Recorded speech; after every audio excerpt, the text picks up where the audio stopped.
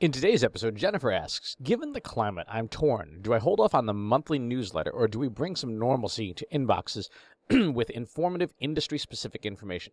This is a really good question because obviously a lot of marketers are in the same boat, and there have been no shortage of companies that have done marketing that on a good day would be described as tone deaf, on a bad day would be described as outright insulting to their audiences. So, how do you handle a situation like this? When it comes to understanding a massive, major change to your audience's behavior, you have to look at how long is it going to be before they settle into their new behaviors, and then what do their new behaviors look like. You can start looking at new behaviors immediately, just studying passively, tracking, asking questions, surveying maybe, but for the most part, just observing. If you have a list of customers that you follow on Twitter, see what it is they're sharing, see what it is they're talking about, and start cataloging, just, in your standard little journal or notebook, nothing fancy, things that you notice people doing so that you can later on go and quantitatively survey people about those observations. That's part one. Part two, people take time to set new habits. In a study in the European Journal of Social Psychology, in that study, they measured how long it took for a new habit to stick. And the median was 66 days, about 2 months, a little more than 2 months, for a new habit to settle in, for it to become automatic for people to do. Which, by the way, is far more than the often cited but not scientifically proven 21 days. So 2 months you have of people's habits being unsettled as they try to find a new normal, as they try to figure out how life is supposed to work. Now, for good or ill, the current situation that we're in looks like it's going to last for longer than 2 months. So you'll be able to get a baseline on many of those habits during that time. So what do you do right now? Right now, it's okay to maintain the cadence and the frequency, but you have to change the content. You have to change what it is that you share. And this is where a lot of that qualitative information will be helpful, because what you need to provide is stuff that is helpful, legitimately helpful to people, and avoid asking for too much. Right now, people don't have a new normal. Right now, the apple cart has been upset. There's stuff everywhere. So we have to focus on what it is that people need from us right now. And for some companies, for some industries, that may be nothing. Right? That may be we don't offer anything at all because none of our products or services are a good fit for the current environment. For example, if you're a nightclub, there's not a lot of content you can offer about your products and services that will help. You can create content that is helpful, like how to have virtual parties, but your business will not benefit from that except by attention until you figure out how to pivot your business model for the new normal.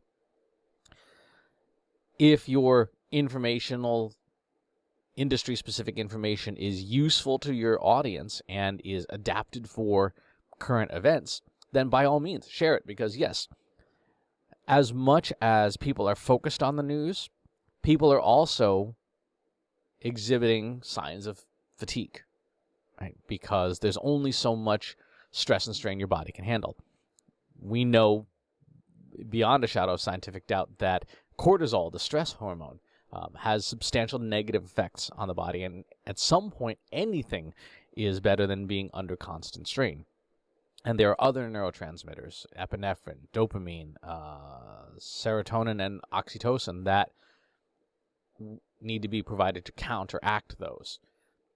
And so if there's anything routine and rhythmic and predictable and regular and not a stressor, some people will respond positively to that. My suggestion would be, if your marketing automation system supports it, go ahead and let people have the option to pause marketing, and that way they can say, hey, pause it for a week, a month, 2 months, so that they have the choice if your system supports it. And otherwise, focus on being helpful, as helpful as you can be. Listen to people, ask people, what do you need help with that our business could reasonably provide? whether it's industry info, entertainment, perspectives. You may want to look at, since the world has been forced essentially to go almost completely digital, what are the options that are available to you that provide some of that digital entertainment? If you're in travel, right now physical travel is off the table, but virtual travel is on the table. There are, no shortage of apps like Google Street View and things where you can go see interesting places around the world and not leave your chair, not leave your home. Your editors, your content creators should be putting together virtual tours. Just give people 15 minutes, like, hey, here's a list of 10 places to check out on Google Street View that you've never been to, that are pretty cool.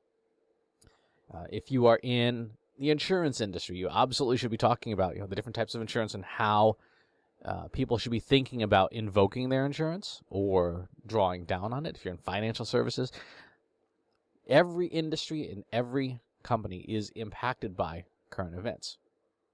So the question is, what can you do to be helpful about that, with the information you have to share? So keep the frequency, allow people to punch out if they just can't handle any more of anything right now. Be helpful, provide value. Provide as much value as you can give without it being substantially harmful to your company. Because in a time of crisis, scarcity is the greatest enemy we have. And it's what makes enemies. Right? So if you are trying to take from people instead of trying to give to people, you will be on their list of companies they do not want to do business with. That is a bad place to be. Campbell Robertson said it best: scarcity makes foes of us all. What can you do to be the opposite of scarcity? Again, within practical business limits. So, that's the strategy for now. Keep an eye on current events without stressing yourself out. And think about how you can be helpful. Think about whether or not you are a leader in your industry. Act as though you were. Act as though you were the leader. What is best for your community in the long term? What is best for the people that give you value as customers? What is best for them? Temporarily put aside what is best for your company, or make it second on the list, but act like that leader that you may or may not be. What would a true good leader do in a situation like this? That's the way to think about this for now. As always, if you have follow-up questions, please leave them in the comments box below. Subscribe to the YouTube channel and the newsletter. I'll talk to you soon. Take care. Want help solving your company's data, analytics, and digital marketing problems? Visit trustinsights.ai today and let us know how we can help you.